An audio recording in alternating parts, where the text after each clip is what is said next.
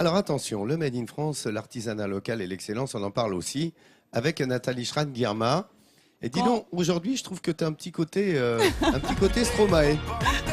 Papa outé, Ah, avec son petit leopard. Quand les beaux jours arrivent, on aime bien, nous les femmes, se parer d'un beau chapeau en paille, en feutre, avec un bandeau, des fleurs.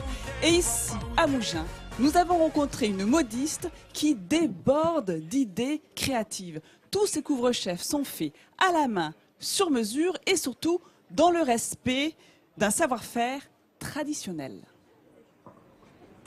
Rue des Orfèvres à Mougins, on vient du monde entier pour découvrir le savoir-faire des artisans locaux.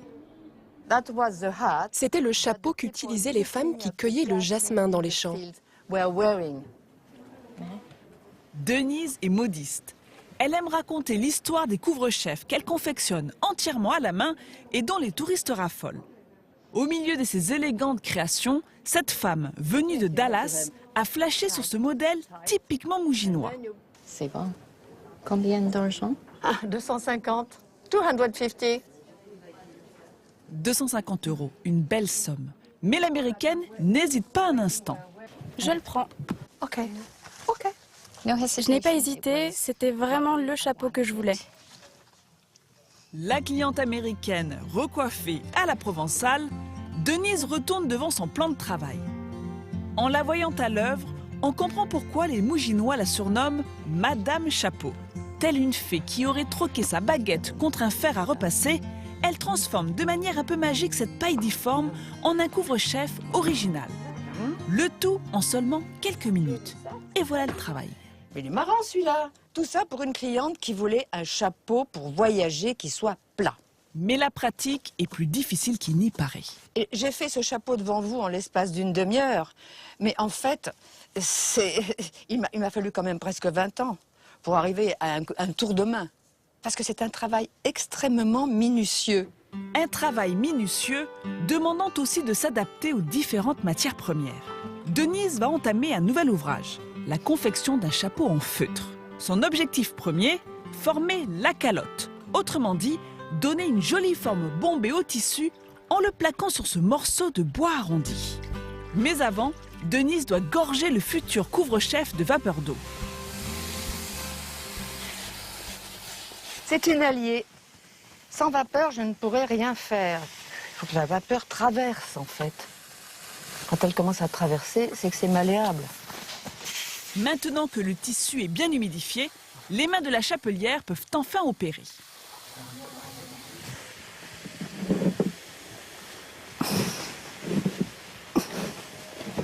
Voilà. D'un cône, c'est passé à une forme à peu près présentable. Il faudrait vraiment que je puisse le détendre un maximum. Oh, c'est pas trop mal. Denise tire fort sur le tissu pour éviter l'apparition de plis disgracieux. Puis elle punaise le tout et laisse refroidir le tissu durant plusieurs heures pour figer la matière. En attendant, elle va poursuivre un autre ouvrage. Ce chapeau dont les bords doivent être mis en forme. L'artisane emploie ce drôle d'outil que l'on nomme un coq pour mouler la pièce de feutre. C'est pour l'arrondir comme il faut, bien régulièrement.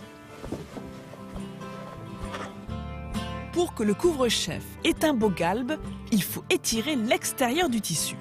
Une tâche de longue haleine pour Madame Chapeau, qui n'a pas l'habitude de faire le travail à moitié. Ah non, c'est pas parfait, c'est loin d'être parfait. Il faut beaucoup de temps. Grâce à son expérience, au bout de longues minutes, Denise finit par égaliser les bords. Il est, pour ainsi dire, moulé. Voilà. Mais l'ouvrage n'est pas terminé. La femme s'intéresse maintenant à l'intérieur du chapeau. Elle coud ce ruban que l'on nomme le gros grain, un élément capital. Voilà. C'est important parce que c'est lui qui va faire tenir le chapeau sur la tête. Sans gros grain, le chapeau va bouger. À ce stade, le chapeau est déjà réussi. Mais Denise souhaite l'embellir un peu plus en l'agrémentant d'un ruban décoratif et de quelques accessoires qu'elle aime puiser dans cette petite boîte. Cette étape est sa préférée car elle peut laisser libre cours à son imagination. J'ai pensé mettre le petit carré que je viens de découper découper comme ça. Et ensuite, insérer peut-être une petite plume. Mais ça, je ne suis pas sûre encore. Ça serait mignon. Grâce à son œil aiguisé et à son savoir-faire, Denise prouve une fois encore ses talents de chapelière. Elle a en plus le privilège d'essayer sa création. Il est bien rond, c'est la bonne grandeur d'entrée de tête. Petit chapeau, dans un très joli feutre. Denise est satisfaite. Ce modèle va donc agrandir un peu plus sa collection. Chapeau bas à Madame Chapeau. Alors ici, en Côte d'Azur, il y a des couvre-chefs qui sont emblématiques de la région. Donc je vais vous les présenter. On va commencer par le fameux chapeau niçois qui a été rendu célèbre lors du mariage du prince Albert de Monaco. On avait toutes les 6 demoiselles d'honneur qui portaient ce chapeau qui est assez raide, vous le voyez, qui est en paille et assez plat. Alors c'est marrant parce que Denise, elle a pensé aux animaux. Il y a la version animaux. Petit chapeau, il est mignon, non?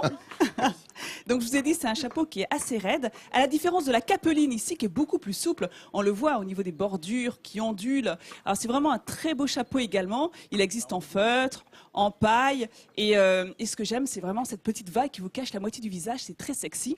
Et on a le canotier.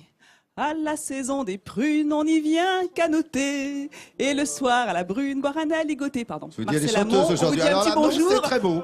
Bien Nathalie, bien Non, mais en plus, on applaudissements, l'a reçu mesdames, dans messieurs. l'émission à Dax, Marcel Amont. Un petit coucou.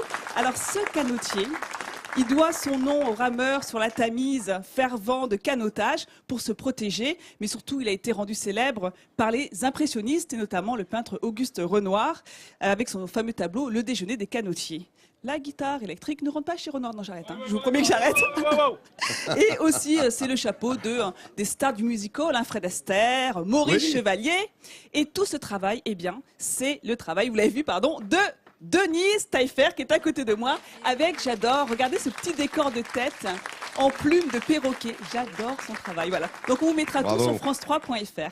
Bravo, Merci Denise. Nathalie. Merci beaucoup. Regardez, avec une vue magnifique. Hein.